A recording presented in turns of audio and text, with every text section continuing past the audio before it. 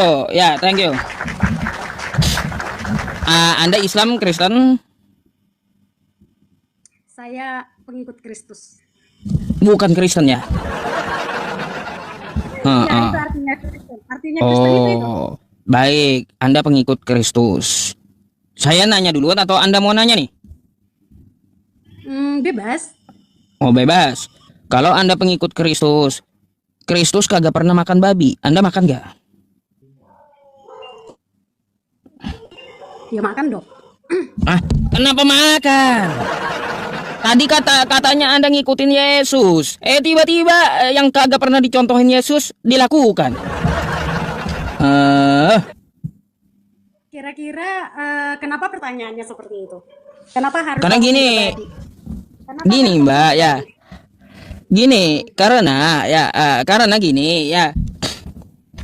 Teman-teman semuanya, ya, kenapa saya menanyakan ya kepada Mbaknya, ya, seperti itu. Apa yang Anda ikuti dari Yesus, kan gitu. Ya, yang saya ikuti dari Yesus, kata Mbaknya, seperti apa? Saya tanyakan, makan babi. Makan babi tidak pernah dicontohkan oleh Yesus. Lalu Anda mau makannya. Lalu artinya apa? Anda bukan mengikuti Yesus, bukan pengikut Yesus. Selain itu, Yesus berpuasa, Anda puasa nggak? Berpuasa, kita ada berpuasa di Alkitab. Oh, 40 hari 40 malam gitu. Cuman kita nggak harus kasih tahu kita sedang berpuasa nih, enggak, karena memang firman Tuhan berkata kalau kamu berpuasa minyakilah kepalamu biar nggak kelihatan kalau kamu sedang berpuasa. Karena kalau kita berpuasa itu hanya hubungan kita dengan Tuhan, orang lain tidak perlu tahu. Berarti puasanya bukan seperti Yesus. Emang puasanya Yesus yang kamu tahu seperti apa? 40 hari 40 malam.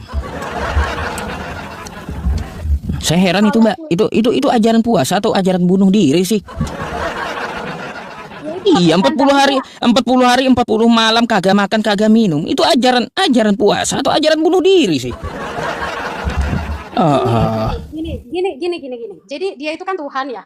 Dia Tuhan, dia bisa melakukan apapun, berbuat apapun dia bisa. Bukan berarti manusia harus berpuasa 40 hari 40 malam. No. Tuhan tidak mengajarkan seperti itu. Enggak. Tapi Tuhan juga memberikan kita kehendak bebas. Tuhan memberikan kita hikmat kayak gitu. Jadi berpuasa yang Tuhan maksud tuh nggak harus kamu berpuasa 40 hari 40 malam. Enggak, mati dong. Tapi Anda puasa tetap kayak gitu ya? Tetap ada puasa, betul. Oke. Puasanya kayak gimana? Ya, bagi kalian puasanya seperti apa? Ya, makan, menahan lapar dari subuh gitu ya. Lah, terus ya di Kristen kayak gimana? Kamu coba buka nih, saya bagikan, saya share ya ayat Alkitab ya. ya. Kalau cuma minyaki kepala saya pun tahu. Yang saya cari itu caranya gimana? Sebentar ya. Tunggu ya, saya bacain ya, sebentar. Tungguin.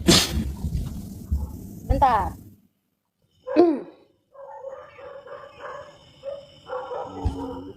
Mbak. Ada suara seperti roh jahat di tempat Anda, ya? Roh jahat gimana? Saya iya tadi. Gini. Tadi ada bunyi gak-guk. Ada juga yang mendengkur tuh. Ada yang mendengkur, ada yang bunyi gak-guk.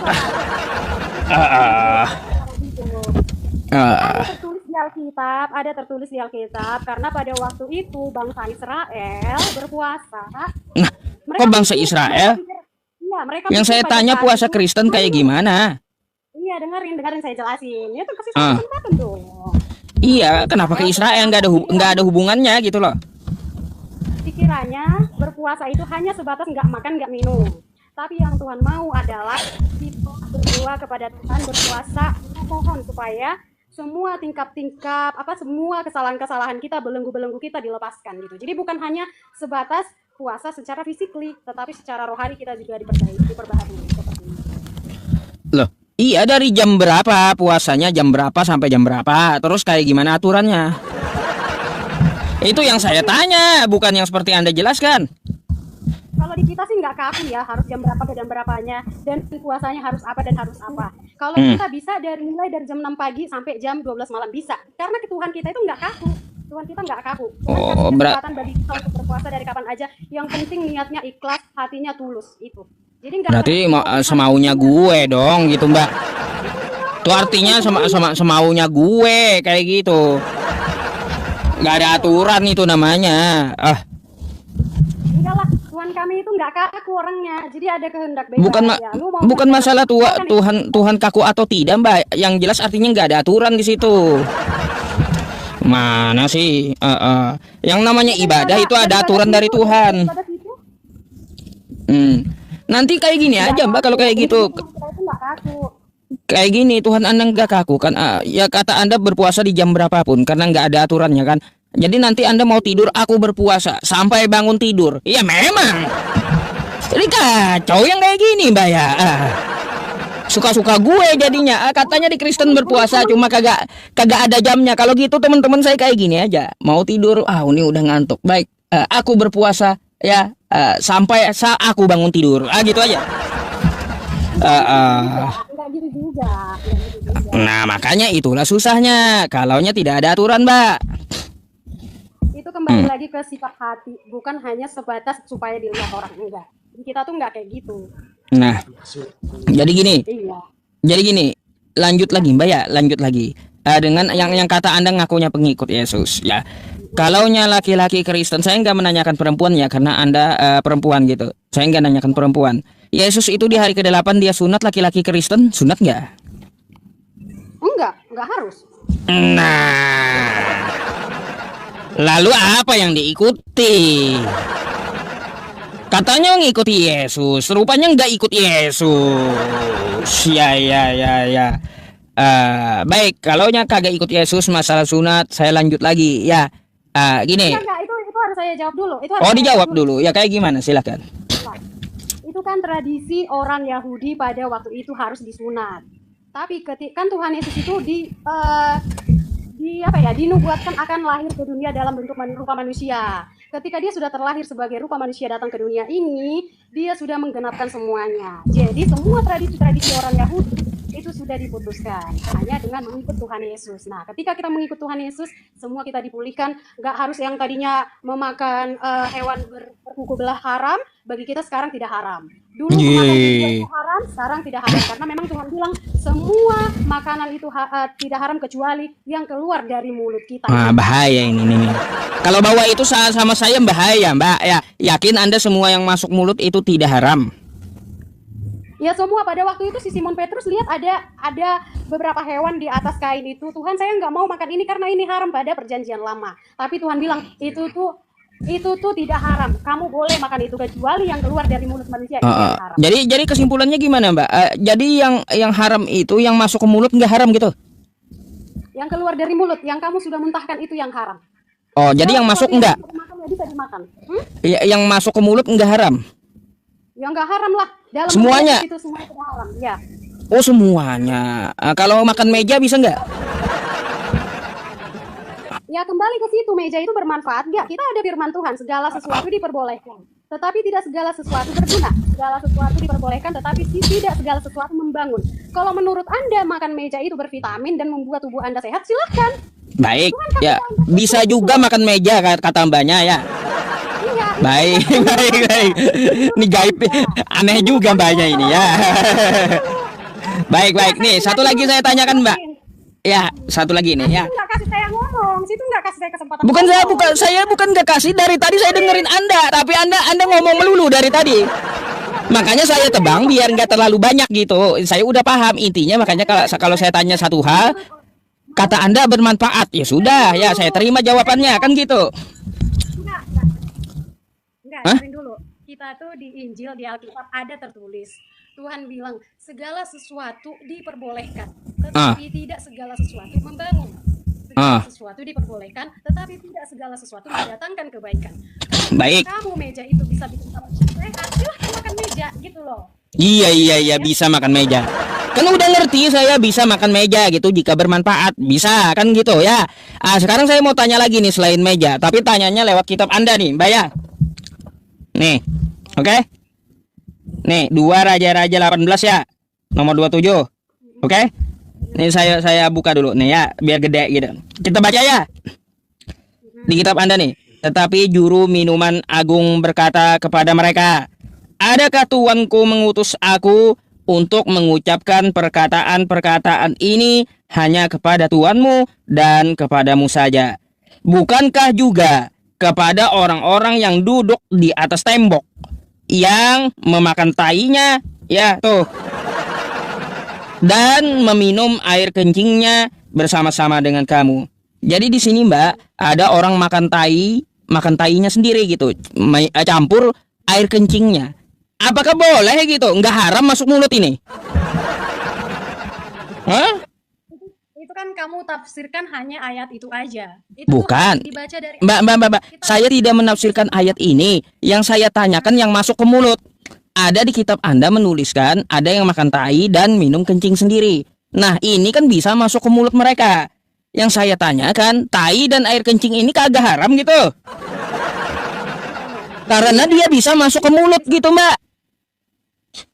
Ini jangan disangkut pautkan ke ayat yang tadi. Ini tuh harus dipahami dengan konteksnya. Jadi ayat firman Tuhan itu nggak bisa dipahami hanya satu ayat, nggak bisa. Ini harus dipahami ini maksudnya apa sih? Nah gitu, nggak boleh harus baca satu ayat terus kita tafsirkan sendiri, nggak boleh. Kita harus tahu dia konteksnya seperti apa, lagi ngebahas apa, itu berbicara tentang apa. Nah makanya banyak orang yang satu karena menafsirkan satu ayat sendiri. Gitu. Oh, kalau saya nggak bahas ayat itu, nggak bahas ayat itu, apa ceritanya, apa konteksnya, saya nggak bahas ayat itu. Yang saya tanyakan sesuai argumentasi Anda, apa yang masuk ke mulut boleh, tapi yang keluarlah yang najis. Nah, ada kejadian di kitab Anda, ada yang makan tainya sendiri dengan minum air kencingnya sendiri, itu bisa masuk mulut loh. Ya, apakah kagak haram? Itu yang saya maksud, bukan konteks ceritanya, enggak. Oke. Dengerin aku ya. Ini jangan dipotong dulu, jangan dipotong. Dipotong ya. Jadi itu kan si ayat itu kan beda konteks dengan yang kita bahas. Oke lah, di situ mungkin mereka memakan tainya, meminum air kencingnya. Kan dia bilang, apakah saya harus menyampaikan salam juga kepada orang yang sudah melakukan seperti itu? Itu kan beda konteks dengan yang sudah kita bahas tadi. Yang kita bahas tadi adalah tentang Simon Petrus yang melihat hewan-hewan yang berkuku belah di dalam kain. Bisa nggak ini aku makan Tuhan? Ini soalnya najis dan lama. Kemudian Tuhan Yesus bilang, semua itu boleh kamu makan. Ya, di perjanjian baru bilang semua itu boleh kamu makan, tidak ada yang najis kecuali keluar dari mulutmu. Nah ini nggak bisa kita sangkut pautkan ke yang tadi, itu tuh harus kita pahami berdasarkan konteks pada saat itu. Makanya banyak orang yang sesat tuh karena kayak gitu, menafsirkan satu ayat Alkitab kemudian menggabung-gabungkan ke yang lain. Boleh gitu. Baik Mbak, saya tanggapi ya. Diperbolehkan. Ya kalau kamu pikir minum kencing bisa sehat ya silahkan gitu loh. Boleh juga. Iya teman-teman ya. Minum air kencing sendiri boleh ya kalaunya sehat ya. Bahaya Mbak ini ya. Aduh Mbak. Apu yang sendiri kan. Kan itu kan pemikiran sendiri. Kalau kata bilang segala sesuatu diperbolehkan, tetapi tidak semua membangun, tidak semua berguna. Ya kalau kamu stres pengen minum itu ya silahkan mau. tapi kan dia bisa meminum tuh ya. Dia masukkan ke mulut berarti boleh diminum jika ada manfaatnya ya. Nggak haram gitu ya. Hah? Buat kamu apa? Iya, kalaunya ada manfaatnya kan, ibaratnya ada alasan tertentu dia meminum air kencingnya sendiri kan gitu. Ada manfaatnya bagi tubuhnya kan, ibaratnya kayak gitu. Nggak haram bagi dia gitu. Enggak, menurut manfaatnya apa coba? Ibaratnya dia kan ya anggaplah dia disuruh karena pengobatan contohnya gitu. Nggak ada pengobatan pakai air kencing, emang nggak ada? Nah, mana saya tahu kan, saya hanya ambil contoh toh. Saya hanya ambil contoh jika terpaksa untuk pengobatan kan gitu. Cuman ya kalau menurutmu kamu pengen ya silahkan, ngapain dilarang-larang kan gitu. Ya kan kayak gini. Boleh sebenarnya, cuma seperti itu nggak dikekang.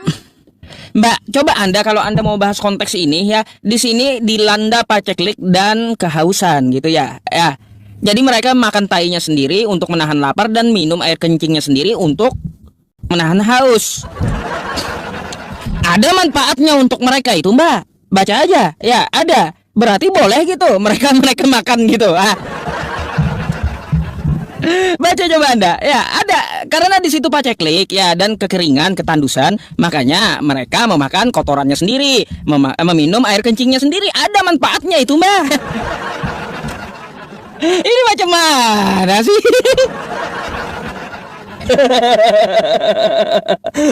Aduh, jelasin, ayo. Itu nggak bisa disangkut pautin, Mas, nggak bisa disangkut pautin. Itu beda konteks. Saya udah bilang itu beda konteks. Kok jadi beda konteks? Itu kan ada manfaatnya mereka memakan dan minum itu. Karena apa-apa aja klik, nggak ada makanan. Kalau mereka nggak makan, mati mereka. Kalau mereka nggak minum kencing sendiri, haus, bisa kematian mereka. Ah, tuh. Perjanjian baru sama perjanjian lama itu beda. Jadi konteksnya memang harus benar-benar dipahami gitu. Beda itu perjanjian baru sama Loh, perjanjian lama. kan yang Anda katakan itu Kalau apa Mas yang masuk ke mau, mulut? Ya, apa yang masuk ke mulut itu kan dari Yesus toh di perjanjian baru kan? Betul nggak?